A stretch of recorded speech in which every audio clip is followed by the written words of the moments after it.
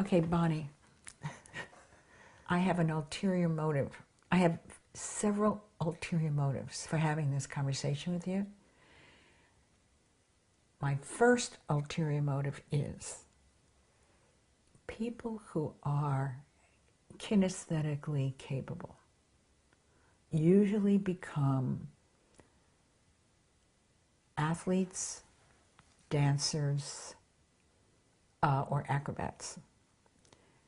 I feel that there is a completely new field for kinesthetically capable people where movement is the message and the messenger. And what I think of when I say that is the bee. When the bee finds a new hive, it does a dance. It goes to the former hive and does a dance, and it's describing where the next hive is. And it does it by how the sun moves in the sky.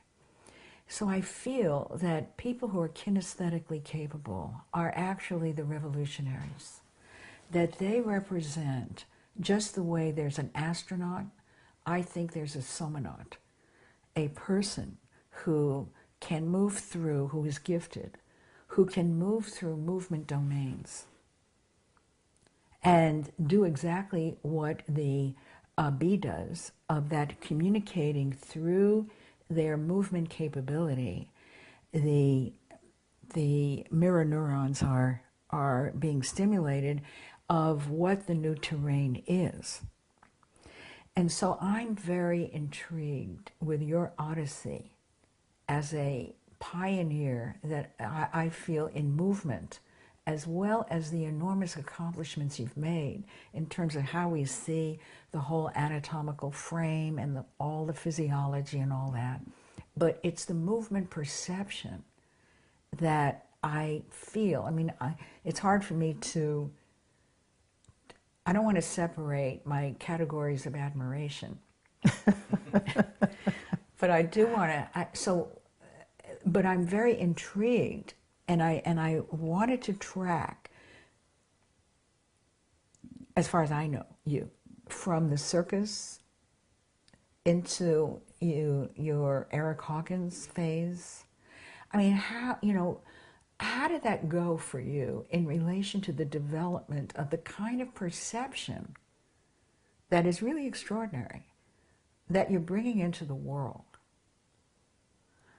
That I feel the issue around that we have outer space, that we have inner space, and that it hasn't been categorized very well, and that the immensity of what it means to be a human being, and particularly at the kinesthetic sense. So I would like if you could take us on a kind of journey from your circus into how did that go in terms of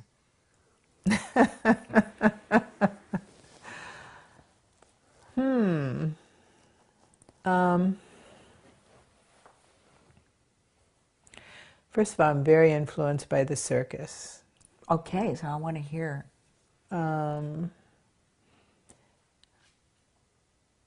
Growing up, my dream was a house and a car. That was my fantasy. That's it? How about a dog? Other people, no dog? No. How about a husband? No. A house and a car. Later, the husband and the children. When I met Len, I wanted 12 children. One for each sign of the zodiac? And then I dropped it to 6 and we had 3. But I didn't originally dream of that. But I did dream of a house and a car. So for me, the impossible and the extraordinary of most people's fantasies was my reality.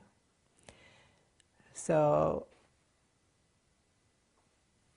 I was intimate with people who were doing the extraordinary as an everyday occurrence. People who took at any moment in a day, they could die. Mm-hmm. And where was this? The Ringling Brothers. And where were you geographically? Well, my parents traveled, and sometimes I traveled with him. And what did they do? The circus was 6 months on the road, and then it was 6 months quiet. My father was originally a farmer and a coal miner. He was a coal miner, and his family were coal miners. So he escaped and went to he was in Ohio, and he went to California, came here, and joined a very small circus. I forget the name of it. I did have a program, and he was the popcorn concession man. He was early 20s. And then a lot of circuses were going under in the 30s, and Ringling Brothers, some of the other bigger circuses, were buying up the little ones to get the animals and the performers, and so his circus was bought up by Ringling Brothers. And then he became a ticket seller, and then he became an advanced agent. So I was 15 when the Big Top closed, and they were having a lot of union problems, and they went indoors. And I was devastated. I was at camp that summer, devastated to hear they had closed the Big Top. So for me, it kind of, I was never interested in circus again. And my mother quit when I was 8, and they divorced, and there's a lot there, and I was fostered some of the time. So it's a very interesting history there, but I don't have to go into all of it, except that I was exposed to different cultures. But that's very interesting, seeing the body in all of these really elaborate capabilities. And it was normal. You see, it wasn't the extraordinary. I mean, yeah, it was just normal. So my mother, who was from New York, and left home at 15, they were very poor Jews.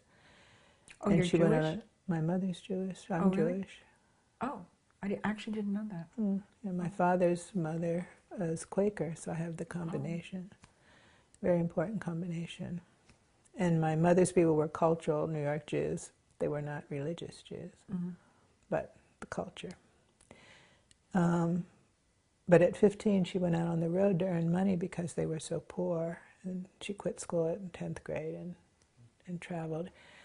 And she was on Broadway one day, and somebody asked what she was doing, and she said she was between work. And they said, well, the circus is in town. So she said, yeah. So she went out. She was pretty. She was very, very talented. And she eventually did trapeze. She did Roman racing, where you race standing. What did she know about a horse? And she stood on 2 horses, and 3 people Oh, that. raced around. And then she did trapeze till someone dropped her. They had the net, and she said she didn't want to do that anymore. And then she did some acrobatic things on a very high platform. She didn't have any training? She was very, very movement. What was the word you said? Kinesthetically gifted. That's what she was. Wow, but she had no training, no ballet, no nothing? I think she danced from when she was 3. Oh, she was earning money dancing. Oh, okay, so she had that. Okay. Yeah.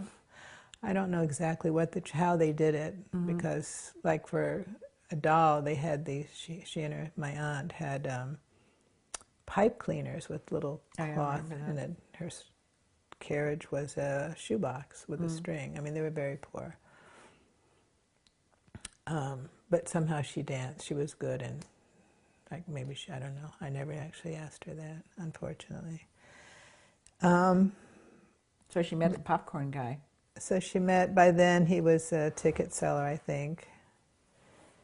And they were in their 20s, and anyway, there's a lot there. But I keep saying but, it's so rich it would take a lot to describe how kinesthetically marked I am. I mean, Gargantua was the gorilla, and Toto, his wife, they were friends of mine. And it was horrible. They were in a cage, you know, so small. And it was tragic. But I didn't know it was, I knew deep down it was tragic, but it was a way of life. Or the elephants, or the wild cats, or the kittens. I mean, or psychology I learned from Emmett Kelly. I don't know if you know Emmett Kelly. Sure. But because I was there, like when the circus was there, I would sit in the front of the middle section, and I can remember Emmett Kelly coming over and giving me a piece of his cabbage. And he was so deeply sad. that touched my deep sadness, because I was a very sad kind of, I was in this world that was so rich and so alive, but alone. Mm-hmm. So I'm so grateful, and at the same time, I was not a verbal environment at all. Mm-hmm. That's just what I mean. You know, you bathed in a bucket, you know, a little bucket, and everybody was nude. You know, it was. Okay, I want to stop right here and see. I think it's so important that because we're making this is archival footage for the next generations. Who would have had interviewed Isadora? Okay, so you're talking about the kinesthetic inspiration.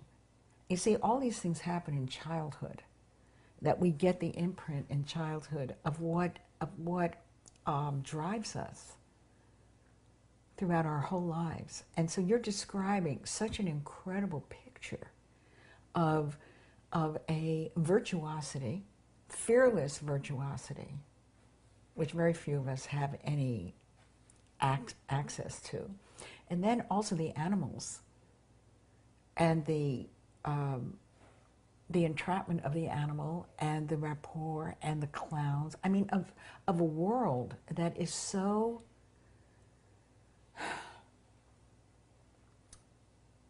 immense in all of it. And I mean, just sitting here for a moment and just really letting that sink in of how that picture imprinted this little girl who was sad and who felt alone.